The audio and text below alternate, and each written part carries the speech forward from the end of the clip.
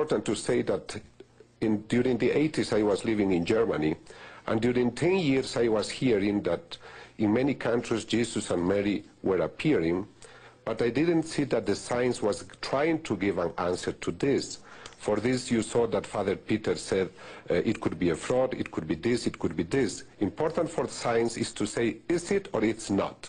Then I decided to study these cases as an atheist to give some orientation to the people, because it's very easy to say it's truth, maybe or maybe not. It's important to say to the people the truth. And the truth showed me that there is a spirit, that these miracles are happening, and now I believe in this spirit.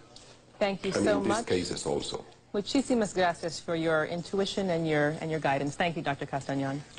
Thank you very much. Michael's investigation uncovered other so-called signs from God as well. Our next story involves the testing of a statue of Jesus Christ in Bolivia. The claim is straightforward, that the statue on its own bleeds. Now, this is a live shot of that statue. We put this statue to the test, the highest test, the CAT scan, to determine if it had been tampered with in any way. And you'll see those results and something else that seems to happen to this statue, something beyond science, when we come right back. This is a simple statue of Jesus Christ. It is decorated with artistic markings that depict his blood. In 1995, Emma Orabola's family bought one of these statues and placed it on an altar in their home. Just hours later, the family said they were shocked to discover the statue was crying. A short time later, they said, this incredible statue of Christ began to bleed. When we heard these reports, we flew to Cochabamba in Bolivia to test for ourselves. This is what we saw. If you look closely at this footage, you can see that a tear has started to form an inch below the right eye. The tear moves slowly down the cheek and eventually falls. We continued to film for hours with nobody able to touch the statue. And this was the result. Inexplicably, the statue began to bleed. We now had our first major forensic challenge. If this was not a fraud, then where was this blood coming from? Whose blood was it? Was it human? And what of the DNA? What would that reveal? We took a sample of this substance, which has the appearance of blood.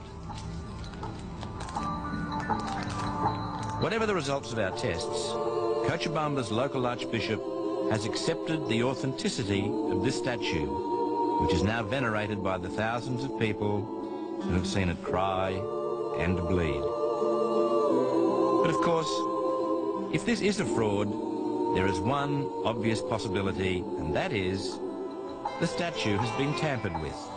A device, an injection, some type of hoax devised by man.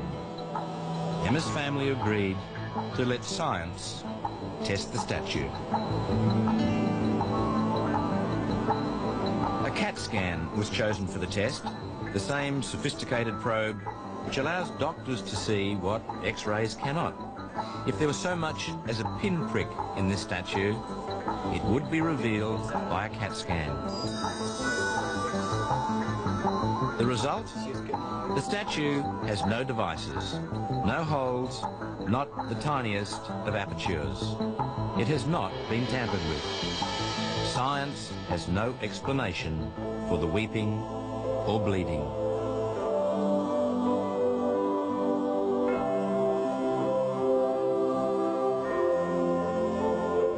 Since it began to bleed, the face has changed. It now appears etched with the suffering of a man dying in extreme pain. Today it is hard to believe this statue was once an exact replica of the one you see on the right of the screen. The eyes no longer look like plaster, but indicate the reality of a tortuous death. Now it's time to test the blood from this tortured face.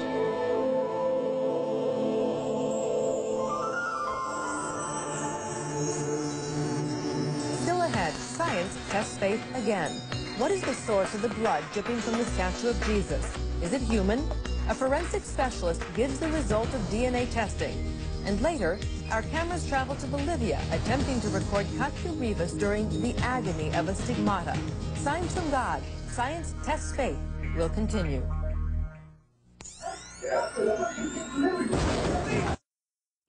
One of the most remarkable manifestations of these tears from heaven occurred in Cochabamba, Bolivia.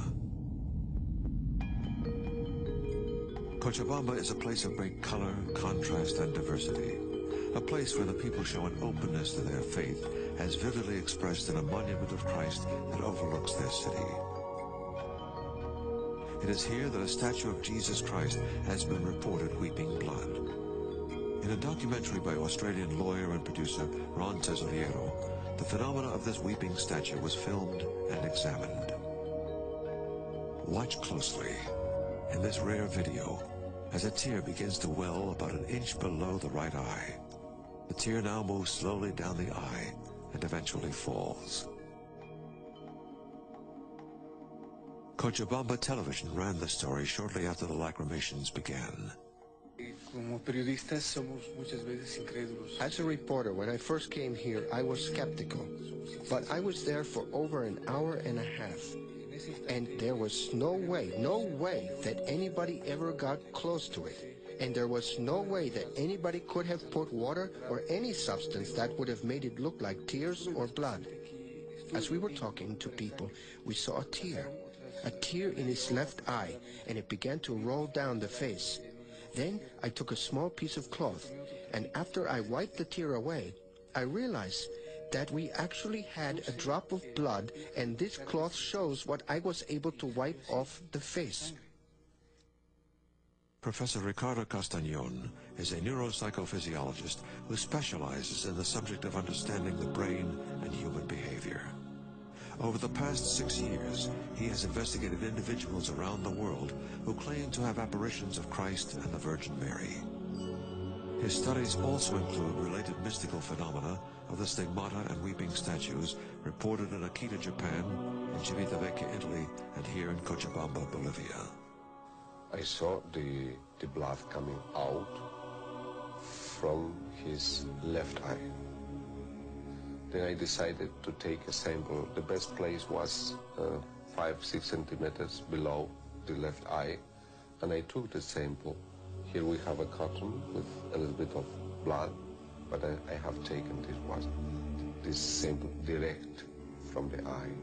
For this I can say that I did it and that I saw it.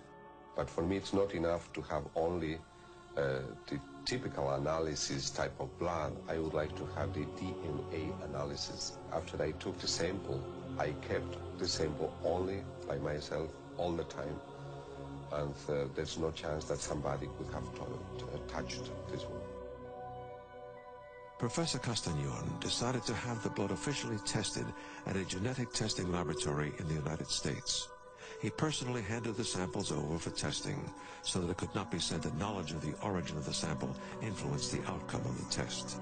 If there's adequate DNA present, we can run it through our PCR-based testing systems and generate a human genetic profile. The laboratory, after a thorough investigation, determined that results showed positively that there was human DNA present in the blood sample submitted.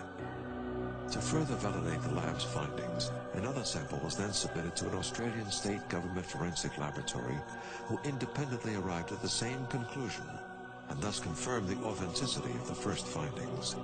This was indeed human blood with human DNA present. But for many, this evidence may still not be enough to convince them that these are truly tears from heaven. So the statue was then subjected to a computerized axial tomographical scanner, commonly known as the CAT scan. This equipment shoots a thin beam of X-rays through the object from many angles and produces cross-sectional images on a computer screen. These sectional cuts enable every component of the image to be identified and closely examined. In this way, they would be able to determine if the statue had any holes or mechanisms that would allow it to cry or bleed. The finding was that the statue was of externally solid plaster containing only an internal void of air. They found no liquids or mechanisms in the statue. Thus, science was once again unable to explain the origin of these incredible tears. The statue itself weeping has to have a meaning. If it's coming from God, it has to have a message.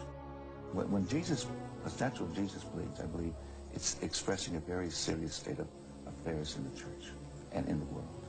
I believe it's very serious. A theological commission was established and carried out its own investigation. As a result of their findings, the bishop declared the lacrymations authentic. He has sought from the Vatican the conditions necessary to have it declared a signum Dei, an act of God.